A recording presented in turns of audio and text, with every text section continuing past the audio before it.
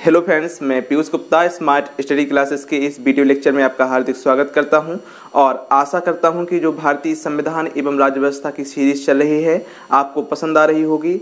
और यदि आप नियमित तौर पर इसे सुनते हैं तो मैं वादा करता हूं कि आपके एग्जाम्स में ऐसा कोई भी क्वेश्चंस नहीं होगा जो इससे बाहर जाए। और यदि आप नियमित तौर पर इसे सुनना चाहते हैं तो इस चैनल को आप सब्सक्राइब कीजिए, वीडियोज़ को लाइक कीजिए एवं अधिक से अधिक शेयर कीजिए ताकि आपके जो अन्य फ्रेंड्स भी हैं उनके पास भी ये वीडियो लेक्चर पहुंच सके। तो फ्रेंड्स, आज का वीडियो लेक्चर स्टार्ट करते हैं। आज एक बहुत ही महत्वपूर्ण टॉपिक्स के बारे में हम लोग चर्चा करेंगे और देखेंगे भारत में जो अनुसूचियां वर्णित हैं उनके बारे में। तो यदि बात की जाए कि मूल भारतीय संविधान में कितनी अनुसूचियाँ थीं, तो मूल भारतीय संविधान में 8 अनुसूचियाँ थीं। कितनी थीं? 8 अनुसूचियाँ थीं। यदि वर्तमान की बात की जाए तो वर्तमान में कितनी अनुसूचियाँ हैं? 12 अनुसूचियाँ हैं। मूल संविधान में 8 थीं, वर्तमान में 12 हैं। तो देखते हैं प्रथम अनुसूची को। तो इसमें संघ एवं उसके राज्य क्षेत्र के बारे में बताया गया है कि भारत में 28 राज्य हैं एवं 8 केंद्र शासित प्रदेश हैं। यदि केंद्र किसी भी राज्य की नाम, सीमा, क्षेत्र आदि में कोई भी परिवर्तन करती है तो वह अनुसूची 1 में परिवर्तन कहलाता है। तो इसके बाद देखते हैं अनुसूची 2। इसमें विभिन्न पदाधिकारियों के वेतन एवं भत्ते के बारे में हमें बताया गया है। किसके बारे में बताया गया है? वेतन एवं भत्ते के बारे में। तो वह पदाधिकारी कौन है, इसके बारे में थोड़ी सी जानकारी लेते हैं। भारत के राष्ट्रपति कौन है? भारत के राष्ट्रपति। और जैसे लोकसभा अध्यक्ष हुए, लोकसभा अध्यक्ष, उपाध्यक्ष, विधानसभाओं के अध्यक्ष एवं उपाध्यक्ष, सुप्रीम कोर्ट के न्यायाधीश एवं हाई कोर्ट के जो न्यायाधीश हैं उनके बारे में एवं कैग के बारे में बताया गया है कि इनके वेतन एवं भत्ते क्या होंगे। और इसके बाद देखते हैं अनुसूची 3। इनमें विभिन्न पदाधिकारियों की शपथ के बारे में बताया गया है। क्या बताया गया है? विभिन्न पदाधिकारियों की शपथ के बारे में बताया गया है। तो वह पदाधिकारी कौन हैं? तो इसमें है सुप्रीम कोर्ट एवं हाई कोर्ट के न्यायाधीश। क्या हैं? सुप्रीम कोर्ट और हाई कोर्ट के न्यायाधीश, लोकसभा के सदस्य एवं राज्यसभा के सदस्य, विधानसभाओं के सदस्य, विधानसभाओं के सदस्य एवं मंत्री, लोकसभा के सदस्य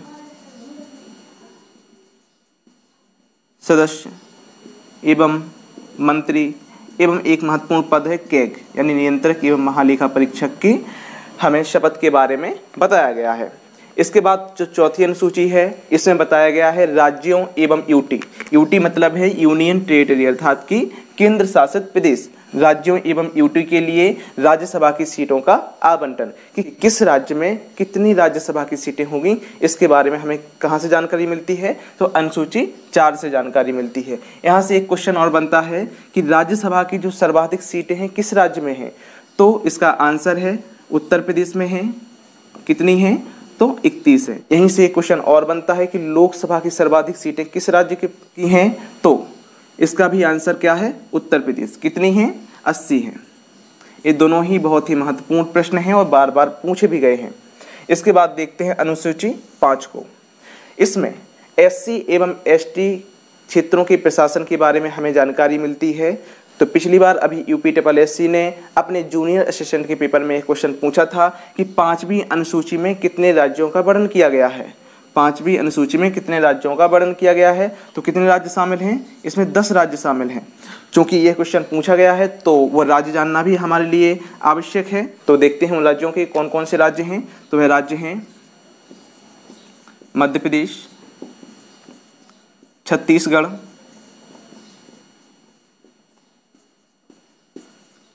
आंध्र प्रदेश, तेलंगाना, गुजरात, महाराष्ट्र,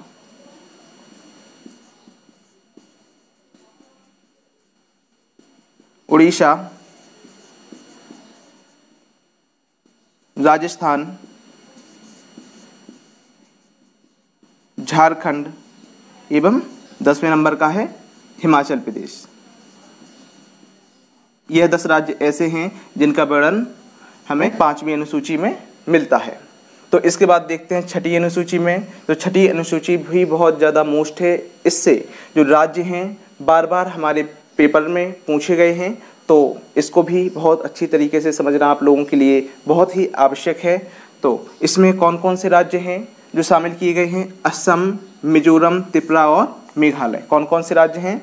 असम, मिजोरम, त्रिपुरा और मेघालय के एसटी क्षेत्रों के प्रशासन के बारे में हमें जानकारी यहाँ से मिलती है कि यहाँ के क्षेत्रों का प्रशासन किस तरीके से किया जाएगा। इसके बाद देखते हैं 7वीं अनुसूची। यह सबसे ज़्यादा मोस्ट अनुसूची है। 7वीं और 8वीं अनुसूची है, बहुत ही ज़्यादा मोस्ट अनुसूची है हमारे एग्जाम्स की दृष्टि से। तो 7वीं अनुसूची में देखते हैं। 7वीं अनुसूची के अंतर्गत 3 सूचियों का वर्णन किया गया है। 3 सूचियों का वर्णन किया गया है: केंद्र सूची, राज्य सूची और समवर्ती सूची। तो केंद्र सूची से संबंधित जो भी कानून होते हैं उन पर कानून बनाने का अधिकार सिर्फ केंद्र सरकार का होता है। राज्य सरकार इसमें कोई भी हस्तक्षेप नहीं कर सकती है। राज्य सूची से संबंधित विषयों पर कानून बनाने का अधिकार सिर्फ और सिर्फ राज्य सरकार का होता है। इसमें कोई भी हस्तक्षेप केंद्र द्वारा नहीं किया जाता है। इसके बाद है समवर्ती सूची। इस पर कानून बनाने का अधिकार राज्य सरकार के पास भी है और केंद्र सरकार के पास भी है। यदि किसी भी विषय पर कोई भी मतभेद उत्पन्न हो जाए तो केंद्र सरकार द्वारा बनाया गया कानून अधिक प्रभावी होगा। केंद्र सरकार द्वारा बनाया गया कानून अधिक प्रभावी होगा। तो इससे और भी क्वेश्चन बनते हैं कि वर्तमान में कितने विषय शामिल हैं इसमें, और जब मूल संविधान बना था तब इसमें कितने विषय शामिल थे। तो जो आपको ब्लू पेन से दिख रहे हैं ये मूल संविधान में शामिल थे, एवं जो आपको ब्लैक पेन से दिख रहे हैं वर्तमान कंडीशन है। तो केंद्र सूची में मूल संविधान में 97 विषय शामिल थे, परंतु वर्तमान में कितने हैं? 100 विषय शामिल हैं।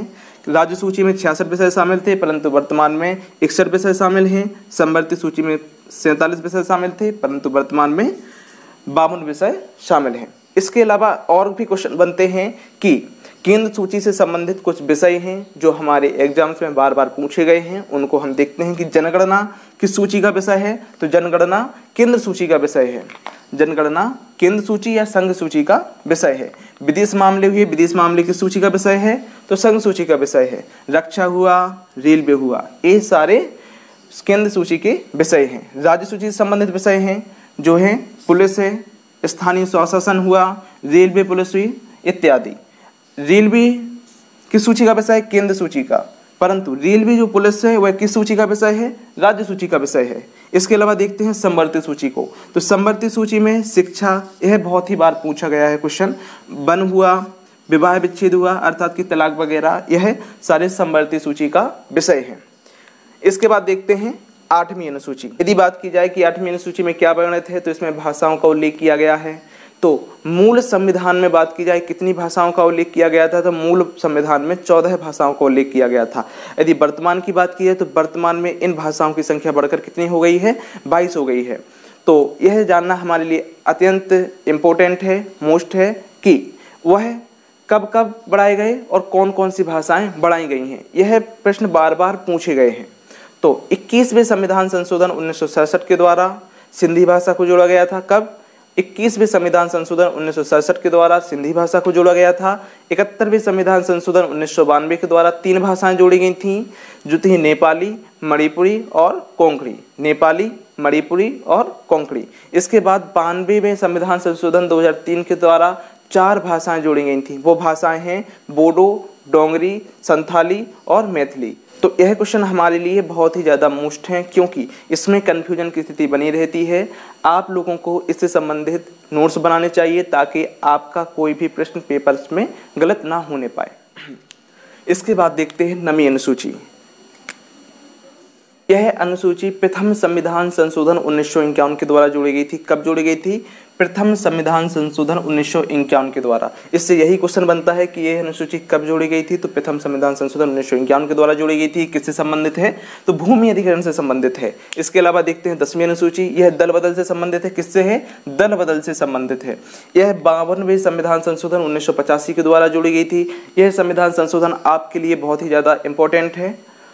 कब है? 52वें संविधान संशोधन 1985 के द्वारा जोड़ी गई थी। 11वीं अनुसूची ग्राम पंचायतों का वर्णन इसमें मिलता है। किससे संबंधित है? ग्राम पंचायतों से संबंधित है। यह 73वें संविधान संशोधन 1993 के द्वारा जोड़ी गई थी। यदि बात की जाए कि इसमें कितने विषय शामिल हैं, यह क्वेश्चन पूछा गया है कि इसमें कितने विषय शामिल हैं, तो इसमें 29 विषय शामिल हैं। यदि बात की जाए कि जब यह लागू नहीं हुआ था तो अनुच्छेद 40 के अंतर्गत डीपीएसपी अर्थात राज्य की नीति निर्देशक तत्वों में कहा गया है कि राज्य को जब भी उचित लगेगा वह ग्राम पंचायतों का गठन करेगी। किसमें कहा गया है? अनुच्छेद 40 में। यदि एवं जब 1993 में यह लागू कर दिया गया तब अनुच्छेद 243 के अंतर्गत इसे जगह दी गई। अनुच्छेद 243 के अंतर्गत इसे जगह दी गई। यह अनुच्छेद 243 से अनुच्छेद 243 ओ तक वर्णित है। कहाँ से? अनुच्छेद 243 से अनुच्छेद 243 ओ तक वर्णित है। यदि बात की जाए 12वीं अनुसूची तो यह नगर पालिकाओं से संबंधित है। यह 74वें संविधान संशोधन 1993 के द्वारा जोड़ी गई थी। इसमें कितने विषय शामिल हैं? इसमें 18 विषय शामिल हैं।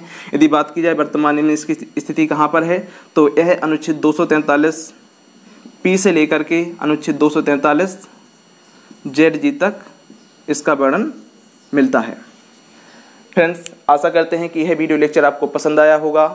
तो आप प्लीज़ इस चैनल को सब्सक्राइब कीजिए, वीडियो को लाइक कीजिए एवं शेयर कीजिए ताकि आपके अन्य फ्रेंड्स के पास भी यह वीडियो पहुंच सके और उनको भी फ़ायदा मिल सके।